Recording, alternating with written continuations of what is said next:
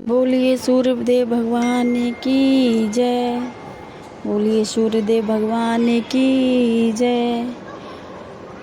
रविवार व्रत की पौराणिक कथा के अनुसार प्राचीन काल में एक बुढ़िया रहती थी।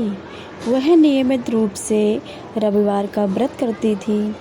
रविवार के दिन सूर्योदय से पहले उठकर बुढ़िया स्नान आदि से निवृत्त होकर आंगन को गोबर से लीपकर स्वच्छ करती।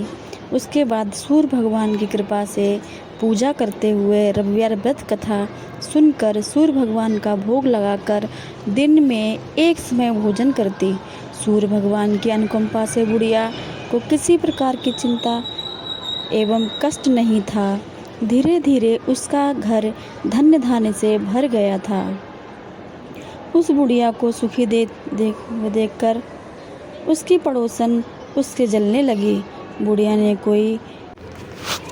ने कोई गाय नहीं पाल रखी थी, अतः वह अपने पड़ोसन के आंगन में बंधी गाय का गोबर लगाती थी। पड़ोसन ने कुछ सोच समझकर अपनी गाय को घर से भीतर बांध लिया। रविवार को गोबर न मिलने से बुढ़िया अपना आंगन नहीं लीप पा सकी।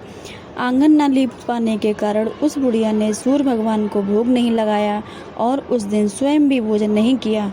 सूर्यास्त होने पर बुढ़िया भूखी प्यासी सो गई। प्रातःकाल सूर्योदय से पूर्व उस बुढ़िया की आंखें खुली तो वह अपने घर के आंगन में सुंदर गाय और बछड़े को देखकर हैरान हो गई। गाय को आंगन में बांधकर उसने जल्दी से उसे चारा लाकर खिलाया। पड़ोसन ने उस बुढ़िया के आंगन में बंधी हुई सुंदर गाय को और बछड़े को देखा तो वह उससे और अधिक जलने लगी। तभी गाय ने सोने का गोबर किया। गोबर को देखते ही पड़ोसन की आंखें फट गईं। पड़ोसन ने उस बुढ़िया को आसपास ना पाकर तुरंत उस गोबर को उठाया और अपने घर ले आई तथा उसे अपने गाय का गोबर वहाँ रखाए। सोने के गोबर से पड़ोसन कुछ ही दिनों में धनवान हो गई।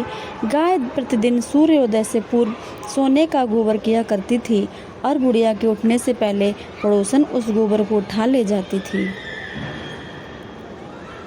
बहुत दिनों तक बुढ़िया को सोने के गोबर के बारे में कुछ नहीं पता चल पाया।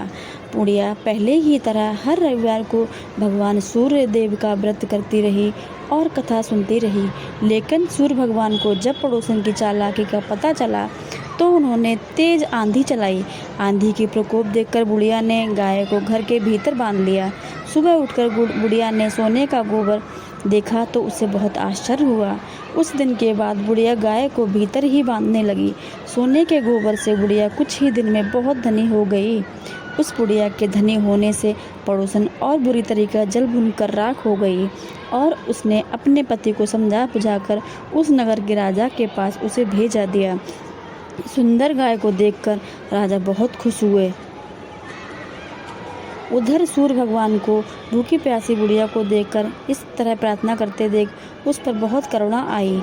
उसी समय सूर्य भगवान ने राजा को स्वप्न में कहा, राजन, बुढ़िया की गाय व बछड़ा तुरंत लौटा दो, नहीं तो तुम विपत्तियों का पहाड़ टूट पड़ेगा तुम पर, तुम्हारा महल नष्ट हो जाएगा।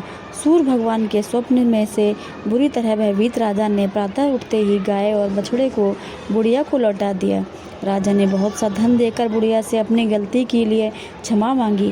राजा ने पड़ोसन और उसके पति को उनकी इस दुष्टता के लिए दंड दिया।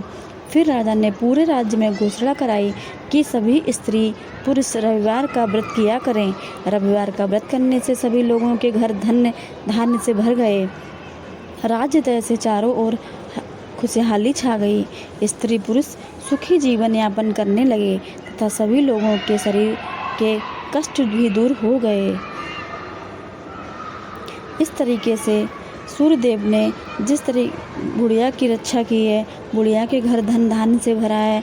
सूर्यदेव आपका व्रत करने वाले आप सभी पर प्रसन्न होकर धन धान्य से उनका घर भर देना, उनके सभी कष्ट को दूर कर देना, ऐसी इच्छा से मैं प्रार्थना करती हूँ। तो बोलिए सूर्य भगवान की जय हो।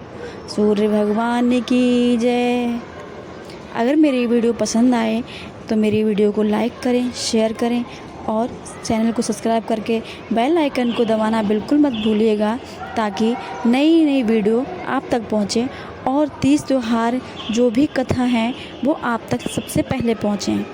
तो मिलते हैं अगले वीडियो में। तब तक के लिए जय हो सूर्यदेव भगवान की, जय हो। आप सभी की रक्षा करें, हम सभी का कल्याण करें, सूर्यदेव भगवान सबकी रक्षा करें।